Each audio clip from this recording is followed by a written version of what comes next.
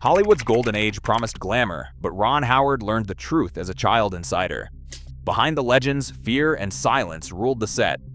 Errol Flynn was acquitted in a scandalous trial in 1942, and he later died, ravaged by addiction. Kirk Douglas's drive turned to intimidation, leaving even Stanley Kubrick overwhelmed. If these icons built Hollywood, what did their secrets cost, and just how deep did the corruption go? Ron Howard's earliest memories are colored by the routines of the studio lot. As a child actor, he watched directors and crew members keep their voices low, always alert to the moods of the stars. On the surface, Hollywood glimmered with laughter and charm, but behind the scenes, even the youngest cast members sensed the tension.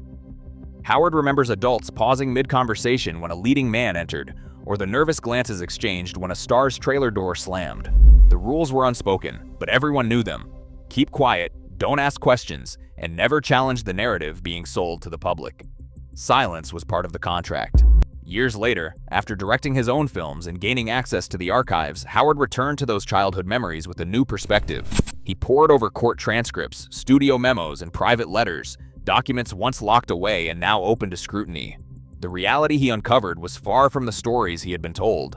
He read crew accounts describing fear on set, and internal memos detailing how studios managed scandals with lawyers and payoffs. The same stars he grew up admiring had their reputations protected at any cost, while the people around them lived in constant uncertainty. Archives revealed a different Hollywood than the one on the posters. Howard has spoken about the shock of discovering just how much was hidden. The gap between the public image and the private reality was wider than he ever imagined. For him, the lesson was personal. The so-called golden era was a carefully constructed illusion, built on silence and the power of those who controlled the narrative. The truth, he realized, was always there, just out of sight, waiting for someone willing to look. Errol Flynn stepped into the Los Angeles courtroom in early 1943, still the picture of Hollywood charm. The charges against him, statutory rape of 2 underage girls, sent shockwaves through the country. Headlines followed his every move, but behind the scenes, Warner Brothers mobilized its full legal arsenal. Studio lawyers and fixers worked overtime, pressuring witnesses and shaping the narrative in the press. Court transcripts from the time reveal a defense strategy built on discrediting the accusers, introducing evidence of their private lives, and even bringing in an astronomer to challenge one girl's testimony about the night sky. Key witnesses changed their stories or dropped out entirely after private meetings with studio representatives. The jury, after days of deliberation, found Flynn not guilty on all counts. The verdict was celebrated in the tabloids, and Flynn's career continued without pause. Decades later, the shine faded. In 1978, a collection of Flynn's personal letters was unsealed. The tone was unmistakable, boasting about his ability to dodge consequences and mocking the system that let him walk free. The letters revealed a man who saw himself as untouchable, protected by the very machinery that made him a star. Flynn's reckless living did not slow down. Years of heavy drinking, drug use, and late-night escapades took their toll. When he died in 1959 at the age of 50, his autopsy listed advanced liver disease, heart problems, and the physical damage of a life lived without restraint. Flynn's story became the blueprint for how power, money, and charm could twist justice, and how the cost would be paid in private long after the applause faded. Kirk Douglas arrived in Hollywood as Ishur Danielovich, the son of Russian immigrants scraping by in New York. His transformation from poverty to stardom was fueled by ambition few could match. On set, that drive became something else, an unpredictable force that shaped entire productions. Crew diaries from Spartacus described days shadowed by tension. Lighting technicians whispered about Douglas's outbursts. Assistants watched for the first sign of a scowl, knowing a minor mistake could trigger a tirade. No one, not even directors, felt safe from his wrath. Stanley Kubrick, who directed Douglas in Paths of Glory and Spartacus, called him the most driven man I have ever met and the hardest to control. Production notes from Universal reveal that Douglas threatened to walk off set more than once, forcing producers to back down just to keep the film alive. He demanded script changes, challenged creative decisions, and dismissed anyone who stood in his way. Studio memos document a pattern, complaints filed, then quietly buried, because Douglas's name meant box office gold. Rumors about his private behavior swirled for decades, but the daily reality was enough for those who worked with him. Fear became part of the job. The message was clear: talent excused everything. Douglas's reign set a precedent. The biggest stars could bend any rule, rewrite any script, and leave a trail of anxiety behind them. For the people on set, the myth of old Hollywood was shattered not by scandal in the headlines, but by the quiet dread that followed a single man's footsteps down the corridor. Faye Dunaway's rise was meteoric. By the late 1960s, her performances in Bonnie and Clyde and Chinatown brought her critical acclaim and made her one of the most sought-after actors in Hollywood. On set, her reputation for perfectionism became legendary. Crew members and directors described a working environment shaped by her demands, with assistants replaced frequently, support staff quitting mid-shoot, and emotional outbursts that left colleagues shaken.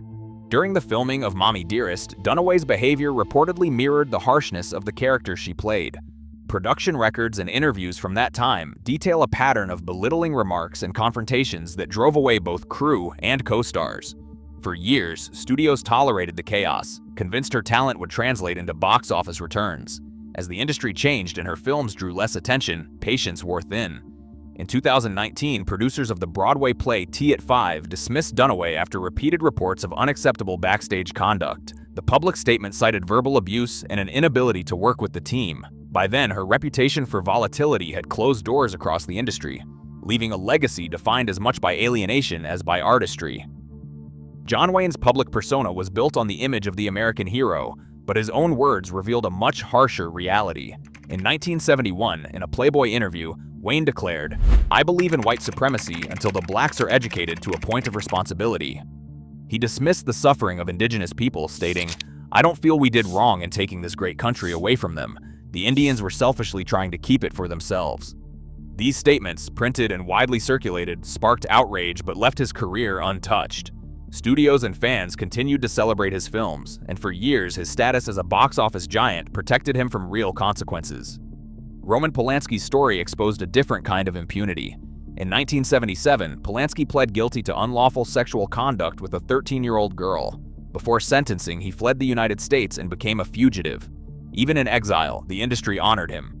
In 2003, the Academy awarded him the Oscar for Best Director, knowing he could not attend. The applause echoed across the world, a reminder that talent and reputation could outweigh even the most serious crimes. In both cases, the system proved its capacity to excuse almost anything, so long as the myth and the money endured. Mickey Rooney's final years brought the story of old Hollywood's hidden machinery into sharp relief. Once the highest-paid actor in America, Rooney died in 2014 with an estate valued at less than $20,000. Probate court filings and testimony from his attorney confirmed that decades of earnings, over $18 million, had vanished through mismanagement, exploitation, and personal chaos. In 2011, Rooney filed for protection against his stepson and wife, presenting a petition in Los Angeles Superior Court that described withheld food, isolation, and the draining of his finances. The court issued a restraining order and installed a conservator, while Rooney testified before the U.S. Senate about the abuse he suffered. Archival records from the Herrick Library and UCLA detail how, for years, the fixers at MGM, including Eddie Mannix and Howard Strickling, managed scandals and protected the Rooney myth, paying hush money and shaping press coverage. Ron Howard, reading these files, saw not just a fallen star, but a system built to protect its investments at any cost. The collapse was not a series of isolated tragedies. It was the inevitable result of an industry that valued image over truth and profit over people.